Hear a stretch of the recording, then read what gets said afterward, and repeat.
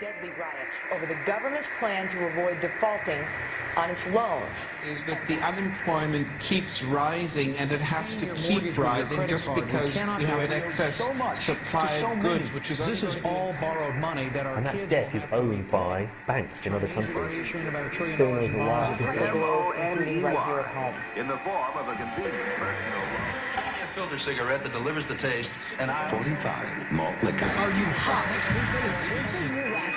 Quite some time ago, by a psychologist, America is sponsoring I first learned it from my grandmother. Now, my grandmother was a wonderful person. She taught me how to play the game Monopoly. She understood that the name of the game is to acquire. She would accumulate everything she could, and eventually she became the master of the board. And then she would always say the same thing to me. She'd look at me and she'd say, "One day, you'll learn to play the game." One summer, I played Monopoly almost every day, all day long. And that summer, I learned to play the game. I came to understand the only way to win is to make a total commitment to acquisition. I came to understand that money and possessions, that's the way that you keep score. And by the end of that summer, I was more ruthless than my grandmother. I was ready to bend the rules if I had to win that game. And I sat down with her to play that fall. I took everything she had. I watched her give her last dollar and quit in utter defeat. And then she had one more thing to teach me. Then she said, "Now it all goes back in the box." All those houses and hotels, all the railroads and utility companies, all that property and all that wonderful money. Now it all goes back in the box. None of it was really yours. You got all heated up about it for a while. But it was around a long time before you sat down at the board. And it will be here after you're gone. Players come and players go. Houses and cars, titles and clothes, even your body. Because the fact is that everything I clutch and consume and hoard is going to go back in the box, and I'm going to lose it all. You have to ask yourself, when you finally get the ultimate promotion, when you've made the ultimate purchase, when you buy the ultimate home, when you have stored up financial security and climbed the ladder of success to the highest rung you can possibly climb it, and the thrill wears off, and it will wear off, then what? How far do you have to walk down that road before you see where it leads? Surely you understand, it'll never be enough. So you have to ask yourself the question, what matters?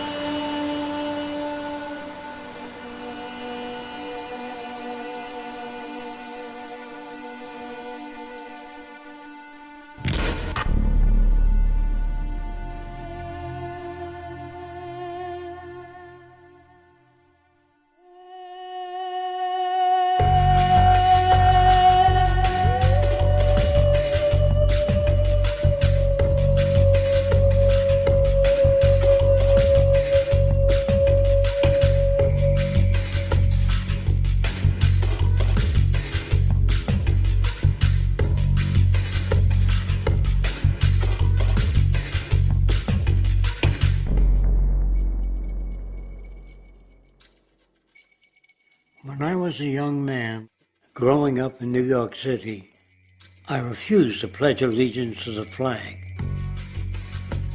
Of course, I was sent to the principal's office, and he asked me, "Why don't you want to pledge allegiance? Everybody does."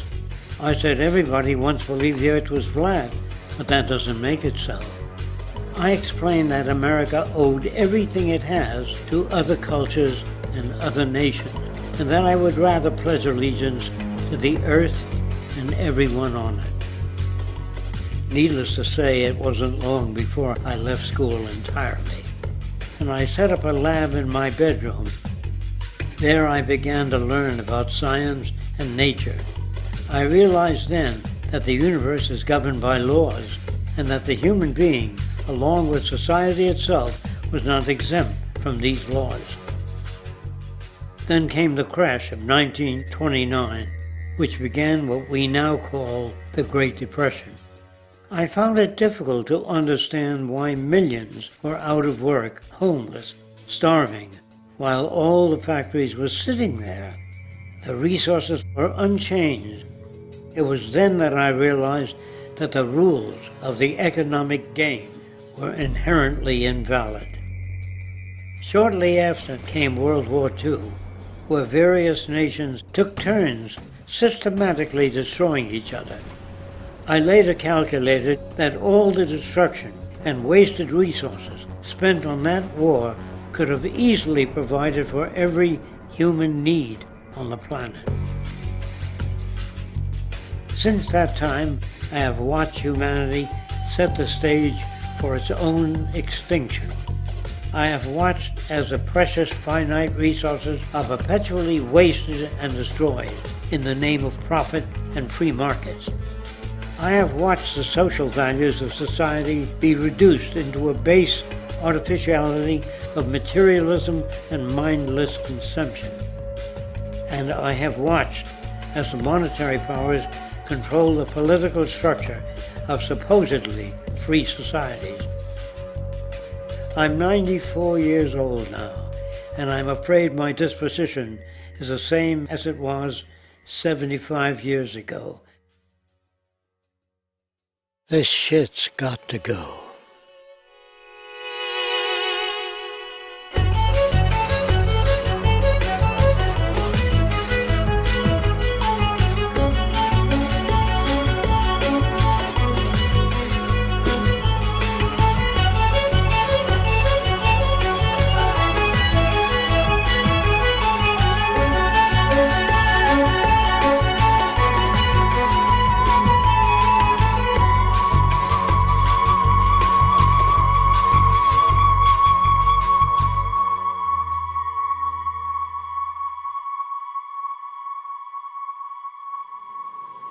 So you're a scientist, and somewhere along the way, hammered into your head is the inevitable nature versus nurture, and that's at least up there with Coke versus Pepsi or Greeks versus Trojans.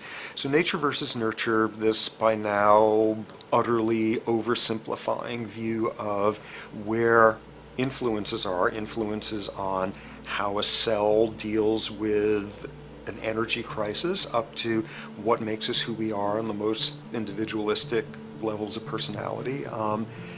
And what you've got is this complete false dichotomy built around nature as deterministic. At the very bottom of all the causality of life is DNA and the code of codes and the Holy Grail, and everything is driven by it. And at the other end, a much more social science perspective, which is we are social organisms, and biology is for slime molds. Humans are free of biology, and obviously both views are nonsense.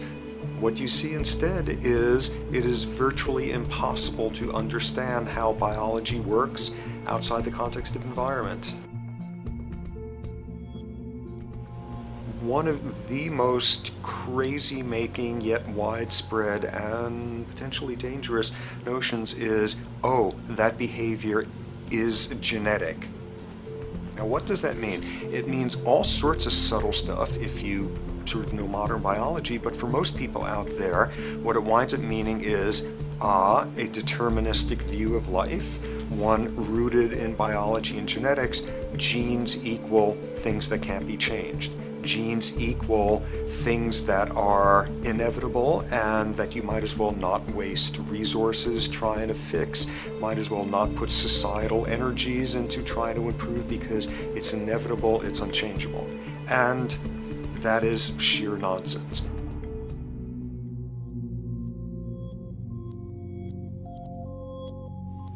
It is widely thought that conditions like ADHD are genetically programmed, conditions like schizophrenia are genetically programmed.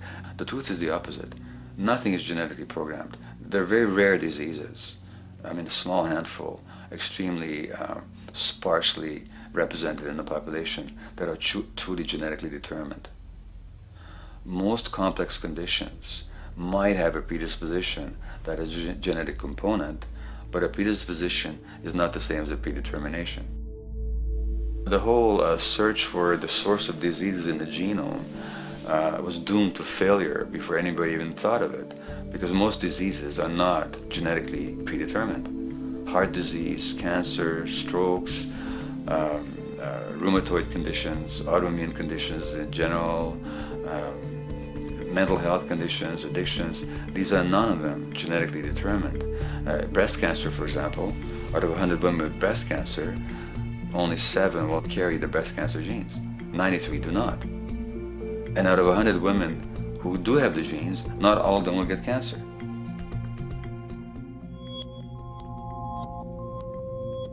Genes are not just things that make us behave in a particular way regardless of our environment. Genes give us different ways of responding to our environment. And in fact, it looks as if some of the early childhood influences of the kind of child rearing affects gene expression, actually turning on and off different genes to put you on a different developmental track, which may suit the kind of world you've got to deal with. So, for example, a study done in Montreal with suicide victims looked at autopsies of the brains of these people. And it turned out that if a suicide victim, these are usually young adults, had been abused as children, the abuse actually caused a genetic change in the brain that was absent in the brains of people who had not been abused. That's an epigenetic effect. Epi means on top of, so that the epigenetic influence is what happens environmentally to either activate or deactivate certain genes. In New Zealand, there's a study that was done in a town called Dunedin, in which a few thousand individuals were studied from birth up to into their 20s. What they found was that they could identify a genetic mutation, an abnormal gene, which did have some relation to the predisposition to commit violence, but only if the individual had also been subjected to severe child abuse. In other words, a child with this abnormal gene would be no more likely to be violent than anybody else, and in fact they actually had a lower rate of violence than people with normal genes, as long as they weren't abused as children.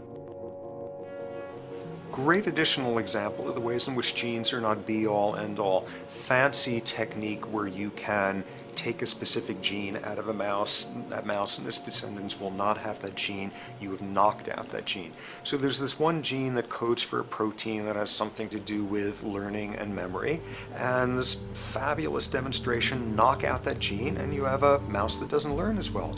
Ooh, a genetic basis for intelligence.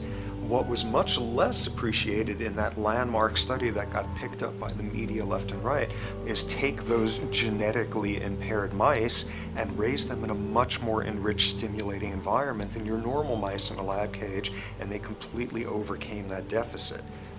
So when one says in a contemporary sense that, oh, this behavior is genetic, to the extent that that's even a valid sort of phrase to use, what you're saying is there is a genetic contribution to how this organism responds to environment. Genes may influence the readiness with which an organism will deal with a certain environmental challenge.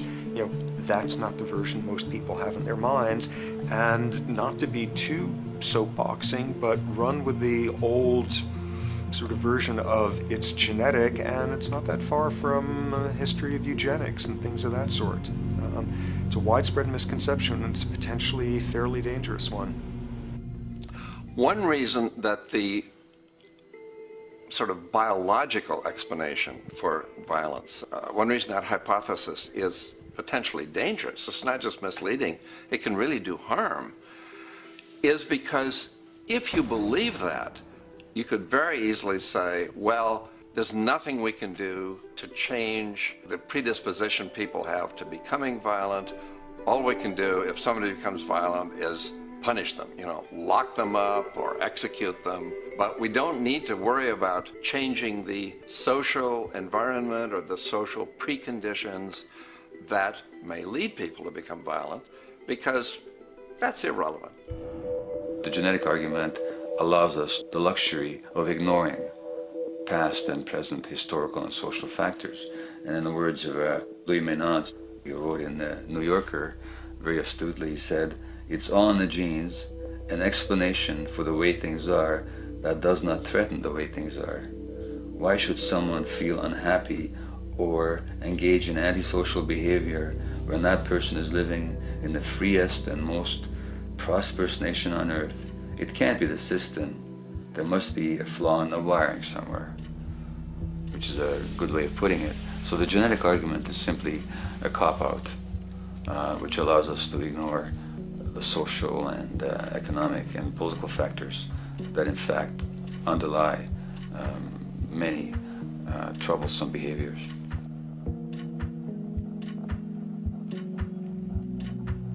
Addictions are usually considered to be a drug-related issue, but looking at it more broadly, I define addiction as any behavior that is associated with craving, with temporary relief, and with long-term negative consequences, along with an impairment of control over it, so that the person wishes to give it up or promises to do so, but can't follow through. And when you understand that, then you can see that there are many more addictions than simply those related to drugs. So there's workaholism, there's the addiction to shopping, to the internet, to video games. There's the addiction to power. People have power, but they want more and more and more. Nothing is ever enough for them. Acquisition, corporations that must own more and more. The addiction to oil, or at least to the wealth and to the products made accessible to us by oil. Look at the negative consequences on the environment.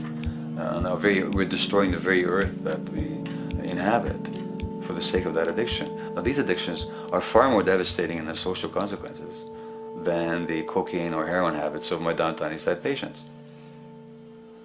Yet they're rewarded and considered to be respectable. The tobacco company executive that shows a higher profit will get a much bigger reward.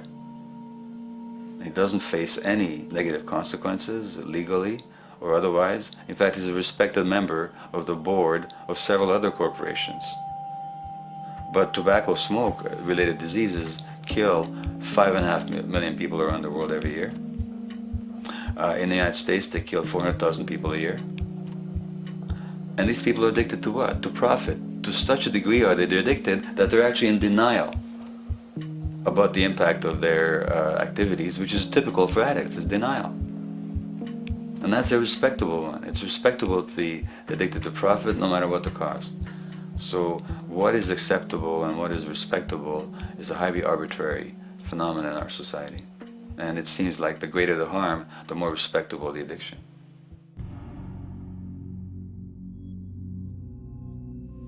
There's a general myth that drugs in themselves are addictive. In fact, the war on drugs is predicated on the idea that if you interdict the sources of drugs, you can deal with addiction that way. Now, if we understand addiction in a broader sense, we see that nothing in itself is addictive.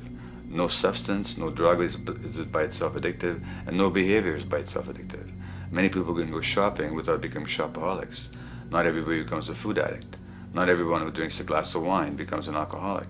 So the real issue is what makes people susceptible, because it's the combination of a susceptible individual and the potentially addictive substance or behavior that actually then makes for the full flowering of addiction. In short, It's not the drug that's addictive, it's the question of the susceptibility of the individual to being addicted to a particular substance or behavior. If we wish to understand what then makes some people susceptible, we actually have to look at their life experience. The old idea, although it's old, but it's still broadly held, that addictions are due to some genetic cause is simply scientifically untenable.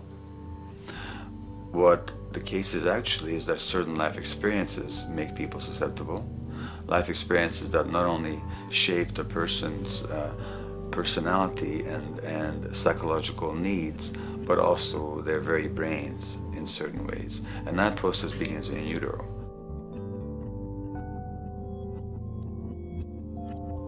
It's been shown, for example, that if you stress mothers during pregnancy, their children are more likely to have traits that predispose them to addictions.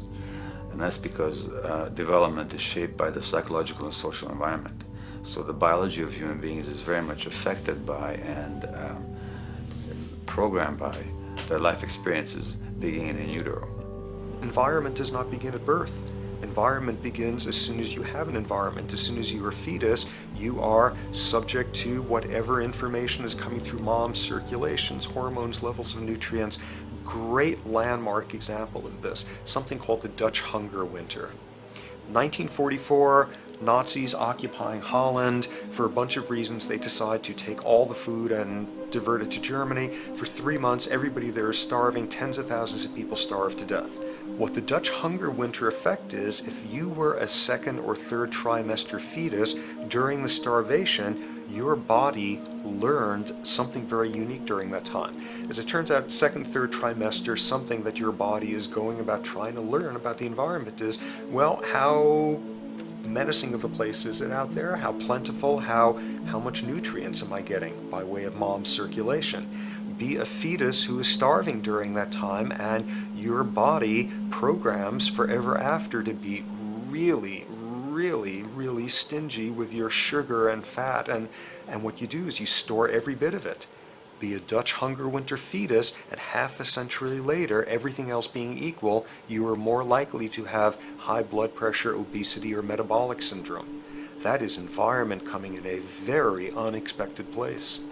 You can stress animals in a laboratory when they're pregnant, and their offspring will be more likely to use cocaine and alcohol as adults.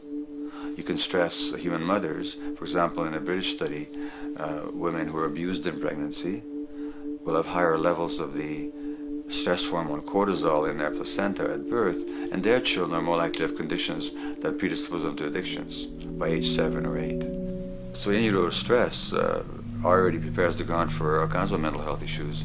Israeli study done prior on children born to mothers who were pregnant prior to the onset of the 1967 war. These women, of course, are very stressed, and their offspring have a higher incidence of schizophrenia than the average cohort. So there's plenty of evidence now that prenatal effects have a huge impact on the developing human being.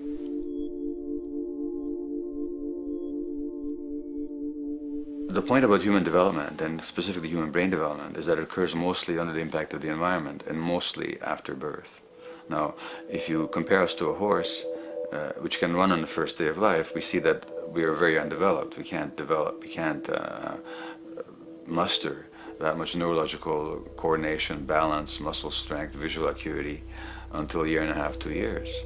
And that's because the brain development that in the horse happens in the safety of the womb, in a human being has to happen after birth. And that has to do with simple evolutionary logic. As the head gets larger, which is what makes us into human beings, the burgeoning of the forebrain is what creates the human species, actually. At the same time, we walk on 2 legs, so our pelvis narrows to accommodate that. So now we have a narrower pelvis, a larger head. Bingo, we have to be born prematurely. And that means that the brain development that in other animals occurs in utero, in us, occurs after birth. And much of that under the impact of the environment. And the concept of neural Darwinism simply means that the circuits that get the appropriate input from the environment will develop optimally, and the ones that don't will either not develop optimally or perhaps not at all. If you take a child with perfectly good eyes at birth and you put him in a dark room for 5 years, He'll be blind thereafter for the rest of his life because the circuits of vision require light waves for their development. And without that, even the rudimentary circuits present and active at birth will atrophy and die, and new ones will not develop. There's a significant way in which early experiences shape adult behavior, and even and especially early experiences for which there's no recall memory. It turns out that there are two kinds of memory. There is explicit memory, which is recall. This is when you can call back facts, details, episodes, circumstances. But the structure in the brain, which is called the hippocampus, which encodes recall memory, it doesn't even begin to develop fully until 1.5 years, and it's not fully developed until much later, which is why hardly anybody has any recall memory prior to 18 months. But there's another kind of memory, which is called implicit memory, which is in fact an emotional memory, where the emotional impact and the interpretation that the child makes of those emotional experiences is ingrained in the brain in the form of nerve circuits ready to fire without specific recall. So to give you a clear example, people who are adopted have a lifelong sense of rejection very often. They can't recall the adoption, they can't recall the separation from a birth mother because there's nothing there to recall with. But the emotional memory of separation and rejection is deeply embedded in their brains. Hence, they're much more likely to experience a sense of rejection and a great emotional upset when they perceive themselves as being rejected than other people. That's not unique to people who are adopted, but it's particularly strong in them because of this function of implicit memory. People who are addicted, given that they, according to all the research literature, certainly in my experience, the hardcore addicts virtually were all significantly abused as children or suffered severe emotional loss. Their emotional or implicit memories are those of a world that's not safe and not helpful, caregivers who are not to be trusted, and relationships that are not safe enough to open up to vulnerably. And hence their responses tend to be to keep themselves separate from really intimate relationships, not to trust caregivers, doctors and other people who are trying to help them, and generally see the world as an unsafe place. And that's strictly a function of implicit memory, which sometimes has to do with incidents they don't even recall.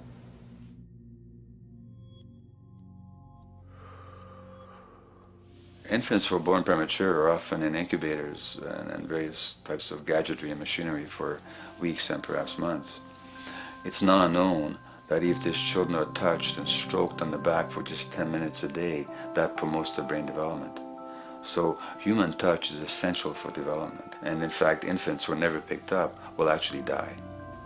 That's how much of a fundamental need being held is to human beings. In our society, there's an unfortunate tendency to tell parents not to pick up their kids, not to hold them, not to pick up babies who are crying for fear of spoiling them, or to encourage them to sleep through the night. You don't pick them up, which is just the opposite of what the child needs. And these children might go back to sleep because they give up and their brains just shut down as a way of defending against the vulnerability of being abandoned really by their parents. But their implicit memories will be that of a world that doesn't give a damn. A lot of these differences are structured very early in life. In a way, if you like, the parental experience of adversity, how tough life is or how easy it is passed on to children, whether through maternal depression or parents being bad-tempered with their kids because they've had a hard day or just being too tired at the end of the day. And these have very powerful effects, programming children's development, which we know a lot about now. But that's early sensitivity isn't just an evolutionary mistake. It exists again in many different species. Even seedlings, there's an early adaptive process to the kind of environment they're growing up in. But for humans, the adaptation is to the quality of social relations. And so early life, how nurturing or how much conflict, how much attention you get, is a taster of the kind of world you may be growing up in. Are you growing up in a world where you have to fight for what you can get, watch your back, fend for yourself, learn not to trust others? Or are you growing up in a society where you depend on reciprocity, mutuality, cooperation, where empathy is important, where your security depends on good relations with other people? And that needs a very different emotional and cognitive development. And that's what the early sensitivity is about. And parenting is almost, quite unconsciously, a system for passing on that experience to children of the kind of world they're in.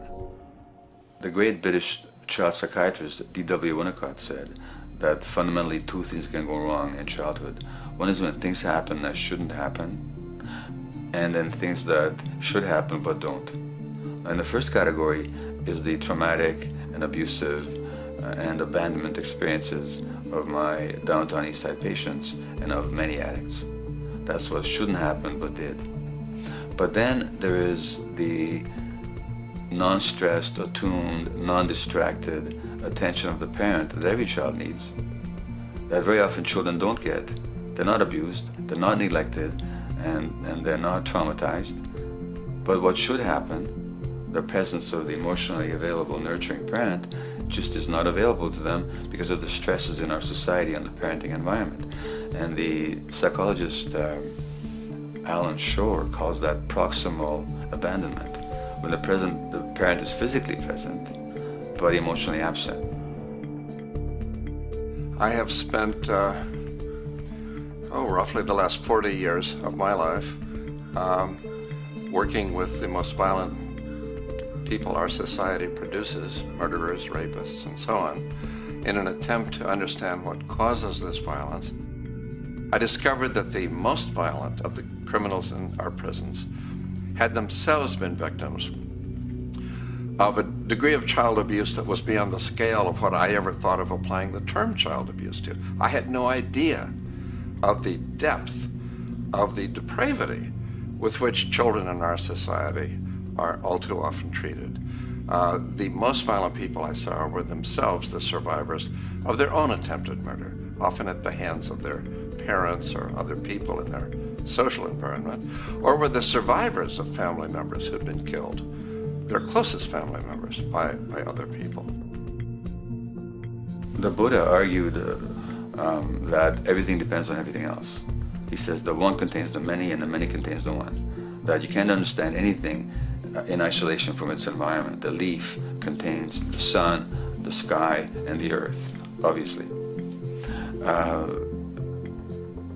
This has not been shown to be true, of course, all around, and specifically when it comes to human development. The modern scientific term for it is the biopsychosocial nature of human development, which says that the biology of human beings depends very much on their interaction with the social and psychological environment. And specifically, the psychiatrist and researcher Daniel Siegel at the University of California, Los Angeles, UCLA, has coined the phrase interpersonal neurobiology, which means to say that the way that our nervous system functions depends very much on our personal relationships. In the first place with the parenting caregivers, and in the second place with other important attachment figures in our lives, and in the third place with our entire culture. So that you can't separate the neurological functioning of a human being from the environment in which he or she grew up in and continues to exist in. And this is true throughout the life cycle. It's particularly true when you're dependent and helpless and your brain is developing, but it's true even in adults and even at the end of life. Human beings have lived in almost every kind of society, from the most egalitarian, hunting and gathering societies seem to have been very egalitarian, for instance based on food sharing, gift exchange. Small bands of people living predominantly off of foraging, but a little bit of hunting. Predominantly among people you have at the least known your entire life, if not surrounded by third cousins or closer, in a world in which there is a great deal of fluidity between different groups, in a world in which there is not a whole lot in terms of material culture. This is how humans have spent most of their hominid history. And no surprise, that makes for a very different world. One of the things you get as a result of that is far less violence. Organized group violence is not something that occurred at that time of human history, and that seems quite clear. So where did we go wrong? Violence is not universal. It's not symmetrically distributed throughout the human race. There is a huge variation in the amount of violence in different societies. There are some societies that have virtually no violence. There are others that destroy themselves. Some of the Anabaptist religious groups that are complete, strict pacifists, like the Amish, the Mennonites, the Hutterites. Among some of these groups, the Hutterites, there are no recorded cases of homicide. During our major wars, like World War II, where people were being drafted, they would refuse to serve in the military. They would go to prison rather than serve in the military. In the kibbutzim in Israel, the level of violence is so low that the criminal courts there will often send violent offenders, people who have committed crimes, to live on the kibbutzim in order to learn how to live a nonviolent life, because that's the way people live there. So we are amply shaped by society.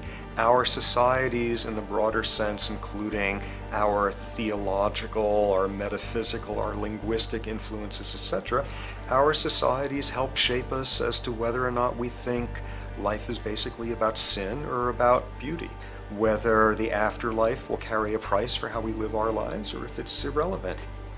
In a broad sort of way, different large societies could be termed as individualistic or collectivist, and you get very different people and different mindsets, and I suspect different brains coming along with that.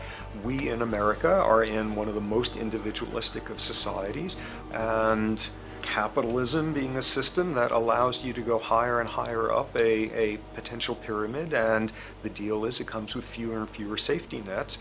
By definition, the more stratified a society is, the fewer people you have as peers, the fewer people with whom you have symmetrical, reciprocal relationships, and instead all you have are differing spots and endless hierarchies. And a world in which you have few reciprocal partners is a world with a lot less altruism.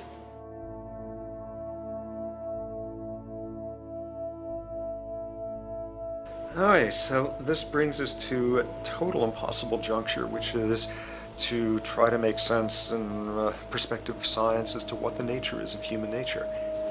You know, on a certain level, the nature of our nature is not to be particularly constrained by our nature. We come up with more social variability than any species out there, more systems of belief, of styles of family structures, of ways of raising children. The capacity for variety that we have is extraordinary. In a society which is predicated on competition and really very often the ruthless exploitation of one human being by another, the profiteering of other people's problems, and very often the creation of problems for the purpose of profiteering, the ruling ideology will very often justify that behavior by appeals to some fundamental and unalterable human nature. So the myth in our society is that people are competitive by nature, and that they're individualistic, and that they're selfish. The real reality is quite the opposite. We have certain human needs. The only way that you can talk about human nature concretely is by recognizing that there's certain human needs. We have a human need for companionship and for close contact, to be loved, to be attached to be accepted, to be seen, to be received for who we are. If those needs are met, we develop into people who are compassionate and cooperative and who have empathy for other people. So the opposite that we often see in our society is in fact the distortion of human nature, precisely because so few people have their needs met. So yes, you can talk about a human nature, but only in the sense of basic human needs that are instinctively evoked, or I should say certain human needs that lead to certain traits if they are met, and a different set of traits if they're denied.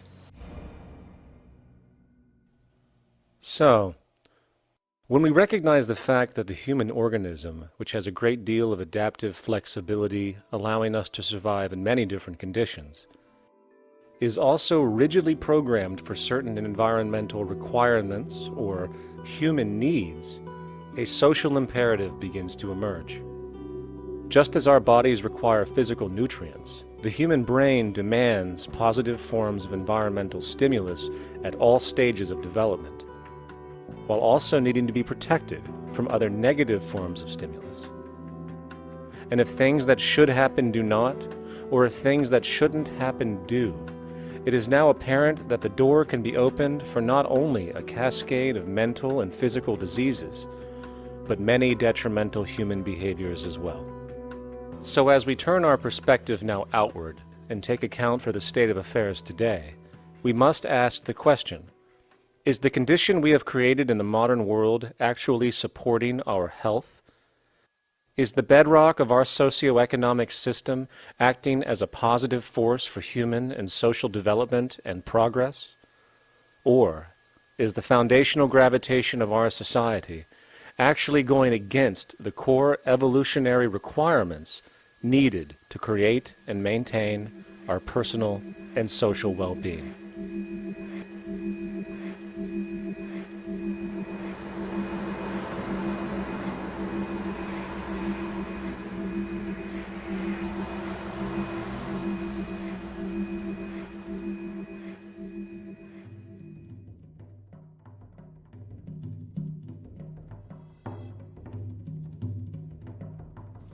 So one might ask, where did this all begin?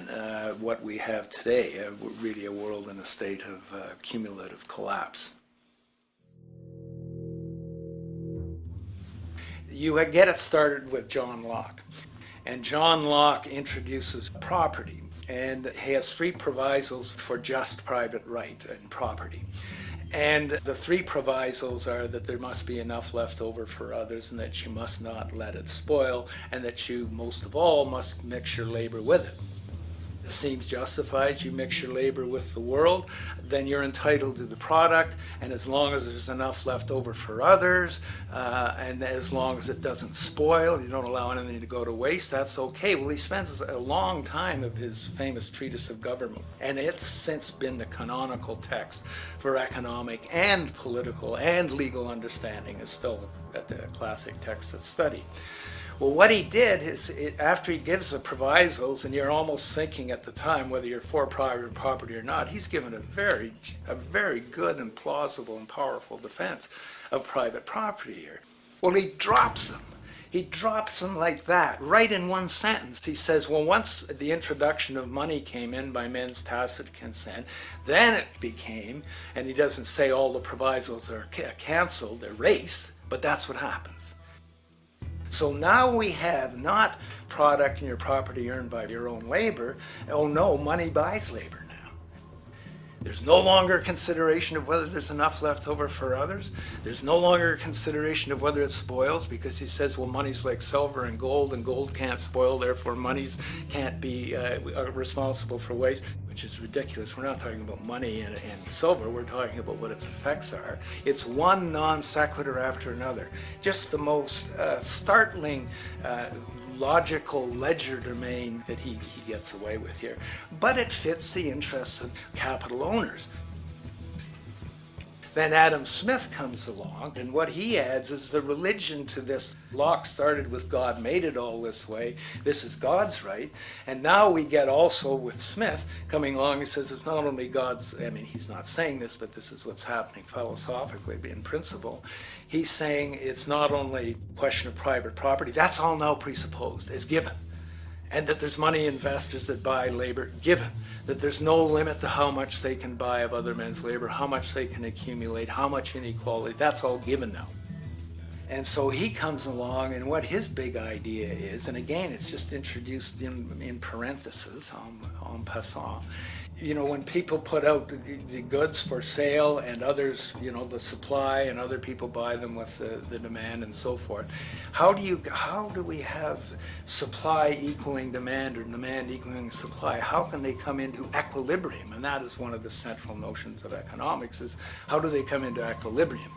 And he says it's the invisible hand of the market that brings them into equilibrium. So now we have God is actually immanent. He just didn't give the rights to property and how, you know, all its wherewithal and its natural rights of doing all that Locke said. Now we have the system itself as God.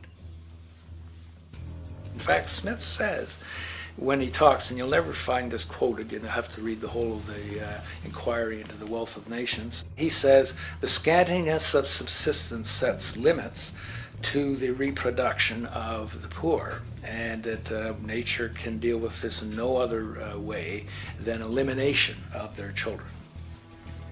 So he anticipated evolutionary theory in the worst sense. This is well before Darwin. And so he called them the race of laborers.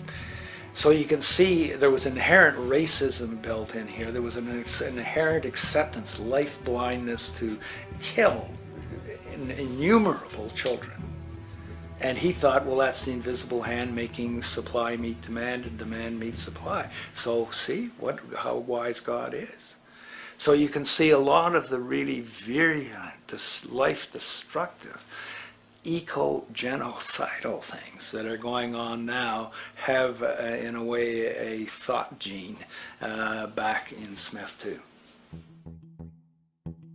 When we reflect on the original concept of the so-called free market capitalist system, as initiated by early economic philosophers such as Adam Smith, we see that the original intent of a market was based around real, tangible, life-supporting goods for trade.